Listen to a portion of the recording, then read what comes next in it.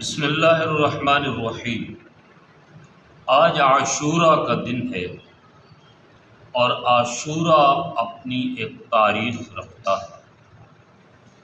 تاریخ کے اس دھارے میں ایک ایسا موڑ بھی ہمیں نظر آتا ہے کہ جس موڑ میں کرب و بلا کی سرزمین خون سے رنگین ہے۔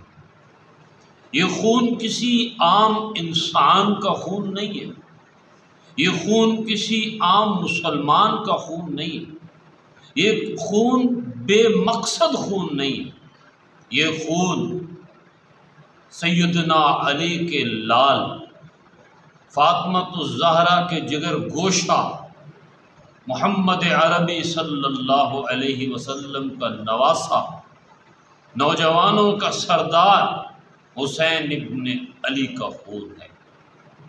یہ خون اس صحابی رسول کا خون ہے جس نے میرے نبی سے بڑی محبت پائی۔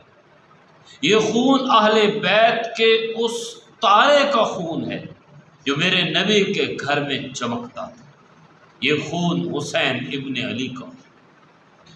یہ خون کیوں بہایا گیا؟ اس خون کو بہانے والے کون تھے؟ یہ منظر بھی آسمان نے پہلی مرتبہ دیکھا۔ خون بہانے والے فرعون، نمرود، سمود، ابو جہل نہیں تھے۔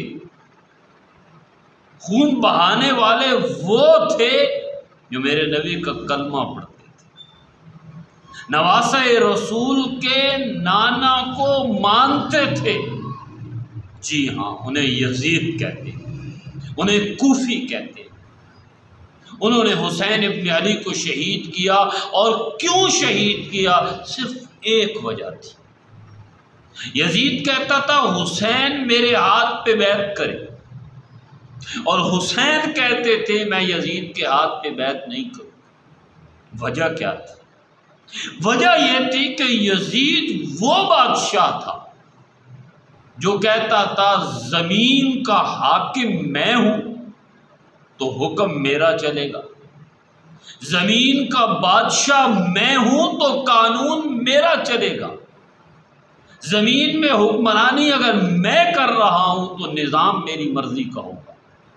حسین ابن علی کہنے لگے نہ یزید نہ، یہ زمین میرے اللہ کی ہے، حکم میرا اللہ کا چلے گا، یہ زمین میرے رب کی ہے، نظام میرے نانا کا چلے گا۔